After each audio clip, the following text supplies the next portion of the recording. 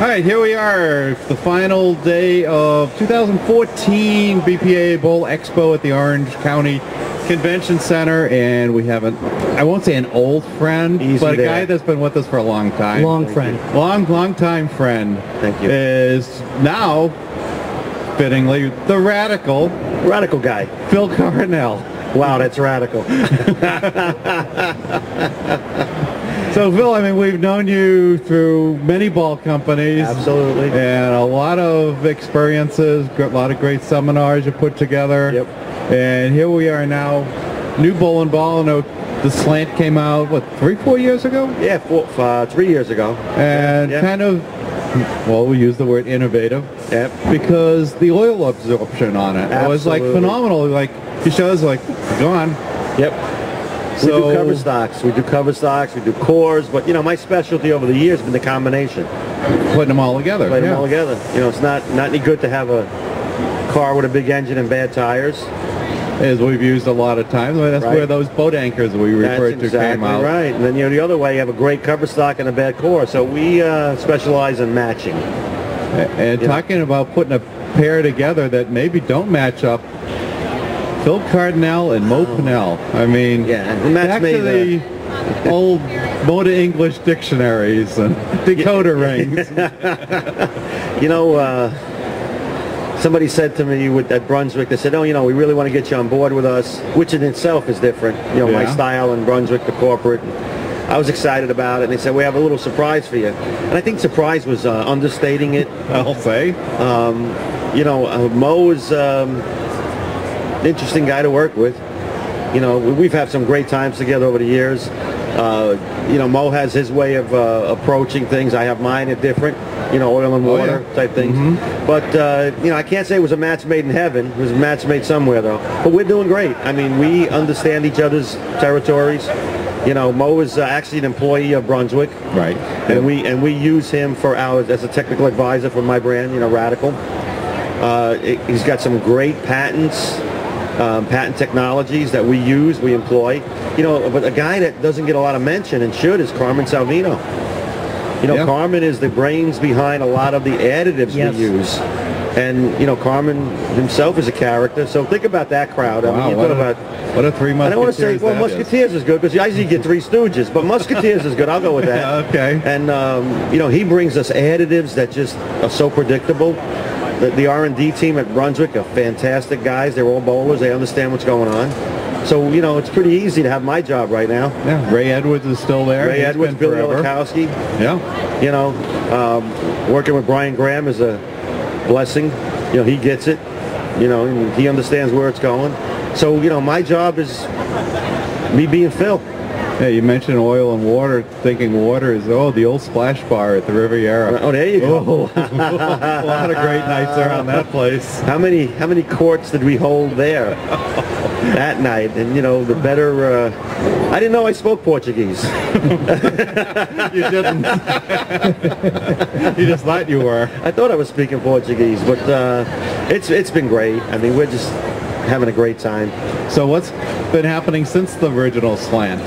Well, we went to a Reax line. We call it Reax.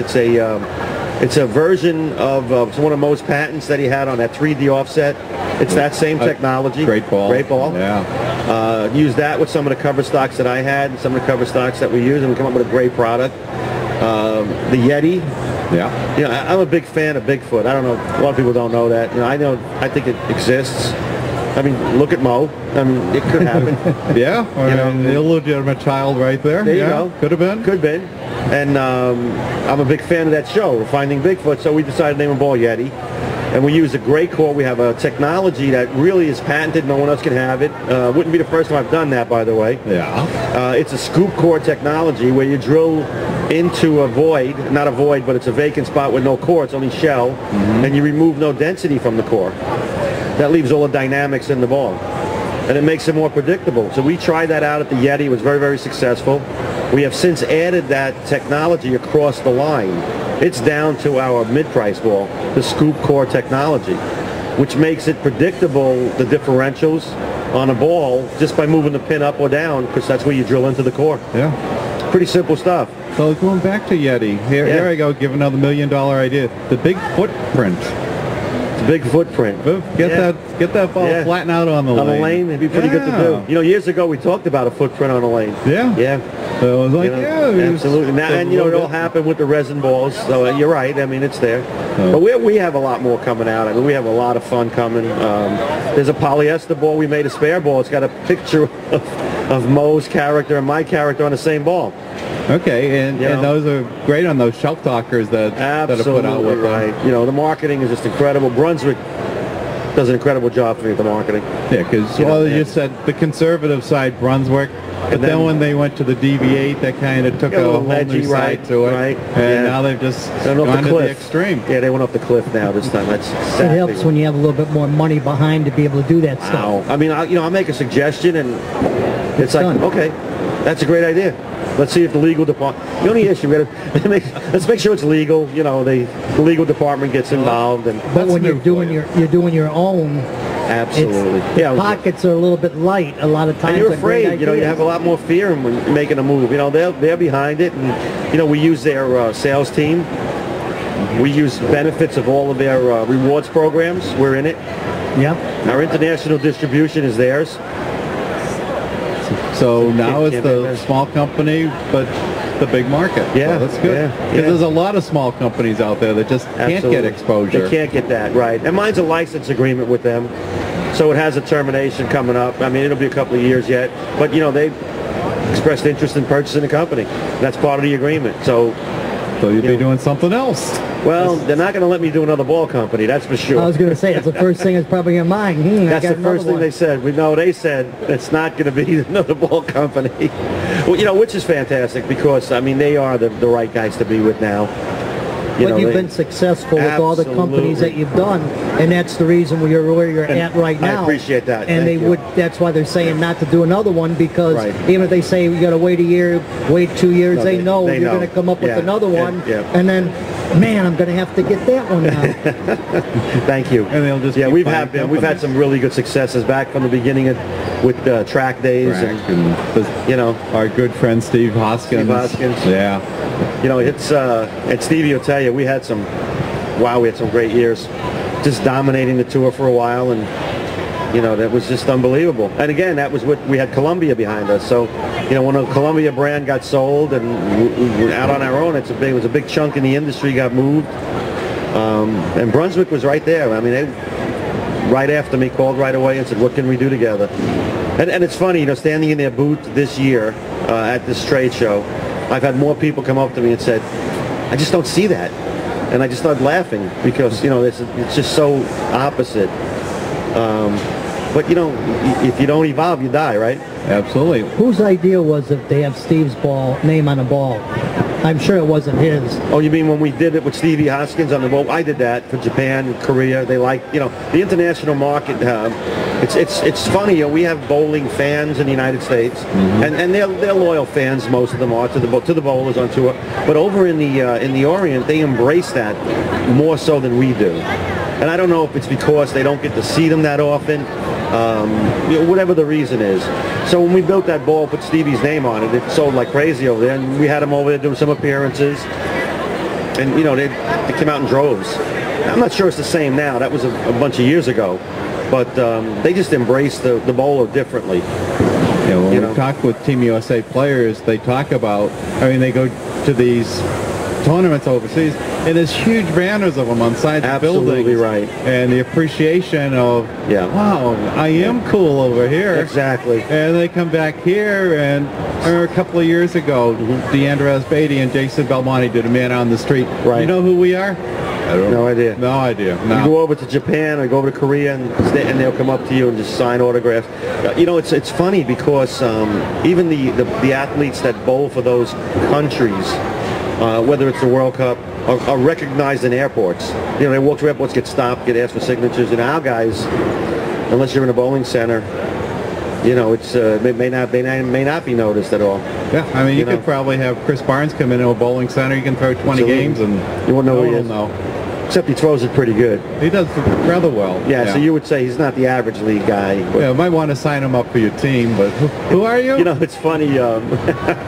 We get so many people requesting staff contracts. And, you know, some of them are pretty funny, you know, because, you know, what does a ball company look for? You know, we want to help improve our sales. We try to tie a guy to a pro shop. And I had a guy send me an email a couple of weeks ago. It said, what do I have to do to get on staff? And I said, throw a double in a tent to win the Tournament of Champions. I'll sign you. I'm not sure the guy's going to call me back or buy any of my product, but... Well, every year you can watch and wait. And yeah, wait. Maybe he'll be the guy. Well, you have dreams. You have dreams you don't know unless you ask. I know. You know, it seems funny, but a lot of people just aren't aware of what you need to do. Right. And we try to tell them. I mean, we really try to say we'd like to have an association with a pro shop. We want you to be influential enough to increase sales. You know, we don't always look for the high-end 240 average bowler because that guy bowls good with everything. I'm looking for the average guy that when he shoots well with a ball is elated about it, and it's about the product, not about him. Or maybe can you answer the question, what balls of ours are you using now? I always ask that question because you'll have people say, well, I really want to represent your product, so which ones have you thrown? You know, a lot of times they can't answer that. You know, you know, and I understand it's the mentality of the industry. You know, but we try to do things a little differently. It's radical. Yeah. That's why when we have Matt Cannizzaro every year talking about the Nationals, when they shoot the 300s, I always ask them, what balls are they using? Right. What did they shoot it with? Because you got to get that word out, because if people don't know... You have to do it. Right. Yeah, so someone shot 300. Oh, sure. But what are they, what are they using? What was the ball? Right. Yeah, well, the 900 ballers. That's important. Or when they shoot... Absolutely. What are they using? And because it is partially the ball, it's not just the player. You know, and again, great players are always going to figure out how to strike. But when you get below that great player, I call them you got the 5%ers. Those are the guys that are 225, 220 plus, strike with everything, win the regionals, and so on. Those guys are going to strike with everything. I want the guy below that, where it really means something when the ball turns the corner the right way and gets the corner pin out. You know, he knows that he did not make a good enough shot to strike and got the strike. That's the guy. And he's the guy we want endorsing our company. But then now he becomes that 220, That's 225 exactly right, ball. right. And then she equates a lot of it to, he or she equates a lot of it to, it was the product that helped me get there as well. Yeah. You know, we put a lot of new technologies in our product. I mean, Mo and I together, you know, I don't know how Brunswick manages it because, you know, he's going in one direction, I'm going in another direction, but we always end up in the right spot. You know, we pick a target audience, we pick a target performance, and then we hand it over to Brunswick and they get it to us. You know, and I mean, you think about two of the stranger minds in the industry between Mo and I, it's quite the relationship. Now, does Mo have that same type of contract? If something goes... Mo's contract is with Brunswick. So it's a little different. All right, so in other words, if it wasn't working, he could go and do his own ball company again. I don't think he can do that anymore, but... They're locking you guys up. Yeah, they're trying. They're smart. They are. They know. There's a lot of young guys out there that's coming up with ideas, too, that's out there. Absolutely. Yeah, because you got to kind of look, okay, Mo's over here. Right. Phil's over here. If there's any part that touches where they agree on, that's got to be a great product. You know, we've done it. I mean, with the Yeti, the Reacts, the Grease Monkey Pow is our new ball. It's got a little bit of both of us in it. You know, how we got there is just a little different. You know, we got some balls coming out in the fall, and I will tell you, it's rare that I ever really blow my own horn about product that we've come out with. You know, I usually let the products try to speak for itself. This thing will be a game changer. You know, I was so impressed with it. And it's a combination of most technology concepts with the core, Carmen's additives in the cover stock, my target performance that we're looking for, and then the combination of Brunswick's R&D guys. I mean, I've never had a ball that able to throw it and hook it that much and not have it burn up down the lane. You know, in most times, I'm a slow speed player. I have a little more revs. I'm more rev dominant than speed dominant. And normally my stuff will go down the lane and start to quit. I couldn't make this ball quit. Wow. And it was just that important. And we held it back so that we launch it during prime bowling season. So it's coming. Now, did Carmen Salvino influence you any because of him with the additives and doing... Yeah, he told me to put a little more garlic in the, Perfect. the Italian, the sauce, the gravy, and to cut back a little bit on the peppers. But yeah, he put some additives in there. It's in there. It's in there. Perfect. Yeah, Carmen has influence. How could you beat it? He has. And Carmen, he's fantastic when it comes to that. I mean, I tell you what, I've been in the industry a very long time. I mean, you guys know that. Yeah. The tinkerers that what make this industry successful. The tinkerers. If you think about the changes the industry went from the yellow dot to the resin ball, these are all tinkerers that found that. The resin dot, the yellow dot was a serendipity, was a mistake in the polyester balls. Bob Chrisman was talking about the original Teal Storm. Right. We had to add something so they didn't crack. That's it. It was the Think about when I bought New Line from Steve Cooper, who brought the first resin ball out. He's a tinkerer. Lou Trier with the LT48. Absolutely right. It's all about the tinkerers. And the Don McEwens. Right. If he would have kept his mouth shut, who knows? He might have been the #1 with 100 titles. Exactly. That's exactly right. Loose lips, sink ships. Right. You do never have a good friend. Always about the You don't have a good friend. Unless you have it in writing. And All my good friends have it in writing. But it's all about tinkerers. And our industry is, and Mo and I tinker. Right. So we really got it going. We're excited about it. To be able to do it is really the key. And that's the whole thing. You can have the greatest ideas in the world. If you can't bring them to fruition, and Brunswick said, you know what, you guys be yourselves. Yeah, because I mean, we talk about Mo and Kinley. I mean, where he was like up here talking to everybody, and we were here. Right. And somehow we got to closer playing grounds. Wasn't because he came down. No, we got smarter. He educated us and brought us I made a lot of there. money on that Mo to English dictionary. Sure. And I had to translate it to different countries. Every time he went somewhere, I had a new version. Volume 2, Volume 3. But again, you go back long enough. I don't know if you were at that when it was the Mo Pinnell, Bill Taylor. Absolutely. I mean, that was probably the greatest discussion in the world. Absolutely. Because when I was writing then, it was like, I mean, there's two idiots going to be going battle against each other. Who's going to win? Who cares? Who cares? But when we sat there and we could see that Mo was on the inside building things up, right, and Bill Taylor was tilting at windmills trying to destroy, right. I was like, I had a lot of respect for Mo from that moment on. Right. And that was just a tremendous, I mean, I think I've heard that someone had recorded it, and I would love to be able to sit through that again. Somebody had to have recorded that. Yeah. I mean, it was just such a great crowd. What was interesting, though? Bill Taylor's one concept about the oilless lane. Yeah. I tell you what, and I worked with him because he came to Columbia with the idea, and I worked on a project with him. And I tried to explain to him that you have the greatest idea in the world, but let's not make it flat. Let's build a little crown in it, because we were used to that. And he refused to do that. He was such a purist. But think about the advantage of the no change from side to side, not having to worry about the condition moving or changing, the oilless lane. You put a little oil in the front to control the head so they didn't get beat up, but the concept was there. And he just didn't want to bend. He was such a purist about it. Because all I hear about is the left side, the right side, and... Well, maybe that was one of his other problems, because as brilliant as a man as he was, from my wife's experience at the blackjack tables, he was the worst blackjack player in the world. Such a logical guy. He just, he took out every piece of guesswork he possibly could, and he only wanted it one way. Yeah. And you can respect that. Yeah, I mean, he stuck to his beliefs. Yeah, I'm a big fan of Benjamin Franklin. And, Benjamin Franklin's on the 100 for a reason, Exactly. You got to have that in your pocket. You I collect those signatures. Absolutely right. Dead presidents. Well, not a president, but not a president. But you have to have the wherewithal to say, you know what, I have to have an idea that, number one, is viable for the industry, the sport, but I have to be able to make money at it. Because you can't, you'd be the smartest guy in the world and die broke. Hey, we've been talking so much with him. Great fun.